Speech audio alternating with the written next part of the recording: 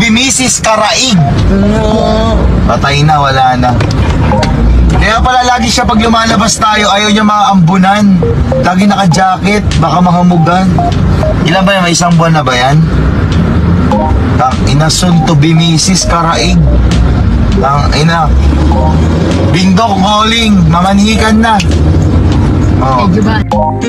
Ginulat ng lahat ang announcement na ito o yung last updates or last video nga na in-upload sa Facebook page po ni Sherwina, kung saan nag-live nga si Kuya Jovan kasama po si Annaleng, si Sherwina at anak nito at ang iba pa, kung saan ginulat nga ang lahat ng mga Lindo fans sa isang announcement na kung saan sinabi nga nitong si Kuya Jovan na may napapansin or na-observe nga siya dito kay Miss Annaleng, kung nung kahapon po ay pinaiyak tayo ni Annaleng, pinaiyak ang sambayan ng Pilipino dahil po sa napakagandang sorpresa na ibinigay po kay Annaleng at nakita natin na sobrang yung mood swing niya, yung kanya pong emotion ay very high that time dahil nga for the longest time na hindi niya po nahawakan, hindi niya nahaplos yung kanyang anak, and sa tulong po ni Mr. Dindo Karaig ay nangyari nga po at naganap ang isa sa pinapangarap nga ni Miss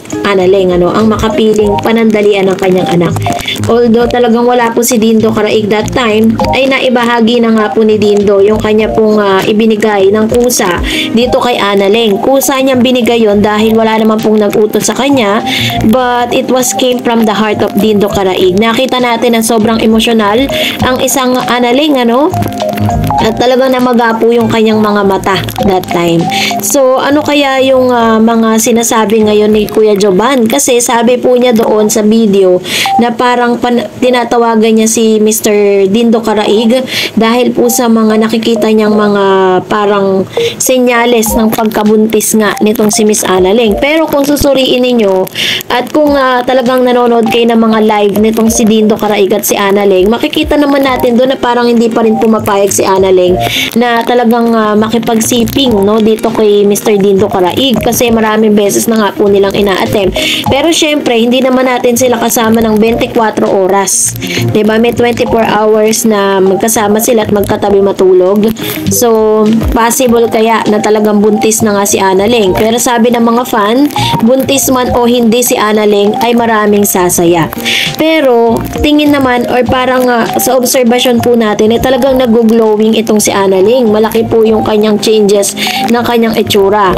Kulangan ng ilang mga netizen, baka kung buntis nga ito pa yung parang nakakadagdag dun sa glowing niya. Kasi kapag ang isang tao ay nagbabago yung itsura, dalawang klase lang. It's either nagpapa-enhance po yan, nagtitake po yan ng medication, nagtitake yan ng mga pills na pwedeng gumanda yung kanyang skin, gumanda siya at mag-glow, or possible din talaga na buntis. Sabi nga ng ilang mga netizen, baka daw girl yung dinadala ni Annaleng.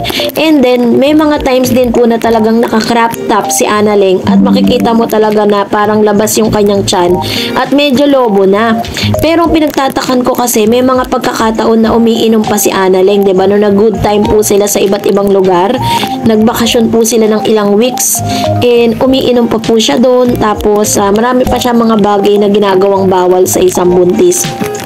Sana nga lang kung talagang buntis or nagdadalang tao nga itong si Annaleng, hindi naapektuhan yung kanyang anak na nasa kanyang sinapupunan. Pero, syempre, hindi pa rin tayo sure for that.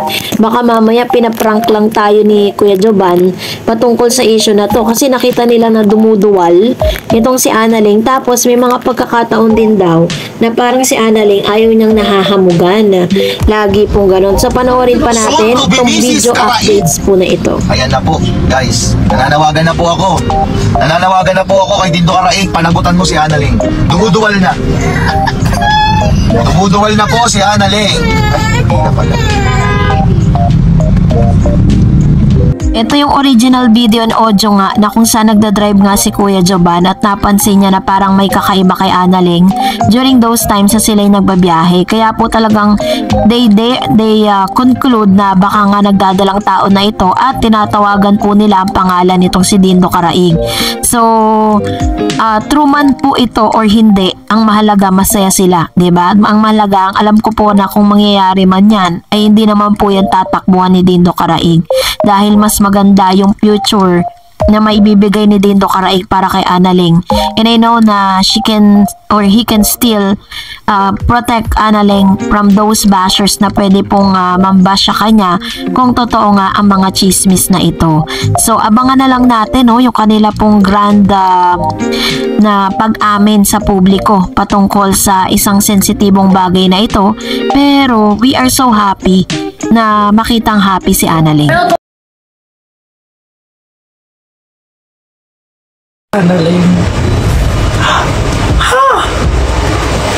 Yan ang ilan sa mga reaksyon ni Mr. Dindo Caraig matapos niyang marinig ang ilan sa mga issue at kumakalat sa social media na nagdadalang tao na nga itong si Analing.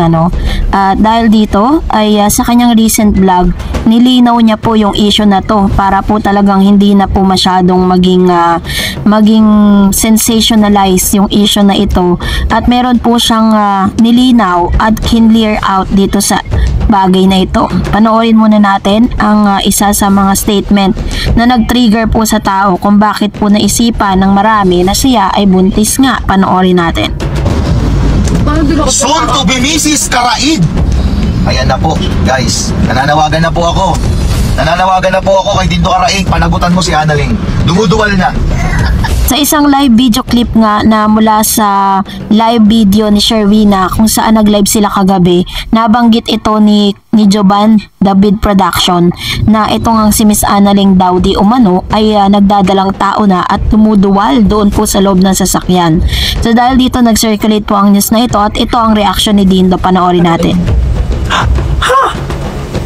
Si Analing po ay hindi buntes. Ay wala pa naman pong nangyayari sa amin. Paano yung mabubuntes? Hindi po. Diba? Wala. Hindi buntes si Analing. Pwede mo. Buong tapang nga na itinanggi ni Mr. Dindo Caraig ang isyong ito. Kumbaga ngayon pa lang pinutol niya na po yung issue na ang iniisip ng ilang mga Lindo fans na nagdadalang tao nga si Analing. According to him, ay hindi pa nga daw di umano siya formal na sinasagot ni Analing.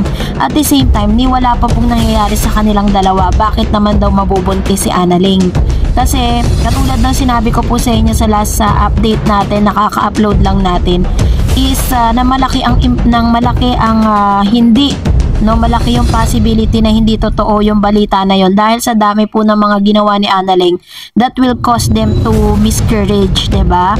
Sumakay siya ng mga rides kung saan nagpunta sila ni Mr. Joban. At the same time, dun sa kanilang long vacation ay nagiinom nga ito ng alak, diba? At meron pa siyang nilinaw tungkol sa anak ni Miss Analing. Panoorin natin. At eto guys eto lang yung gusto ko i-please sa inyo. Alam nyo, natuwa po ako at nakita po silang dalawa ng kanyang anak. Pero hindi po kami tutuwa, ine-edit niyo po yung picture ko kasama yung anak niya. Parang kailangan po natin i-respeto po yung pamilya po ng lalaki at yung mismong ama ng bata. Dahil hindi ko po yan anak, diba? Diba? Kaya tumulong lang po ako guys. Hindi porkit tumulong ako parang ako na yung magiging ama ng bata, ng baby. Respect pa din. Kasi hanggat nakikita niyo po na nasa kamay po nila ang bata at napaalagaan naman po ng ayos at nabubuhay naman po ng tama, wala po tayong karapatan na gumawa ng isang bagay na para lang po sa kagustuhan natin at ikasasaya natin. Hindi natin alam nakakasakit na tayo ng damdamin ng ibang tao. Diba? Bata pa yun. Exactly. Kaya ako hindi ko natuwa sa mga nakikita ko.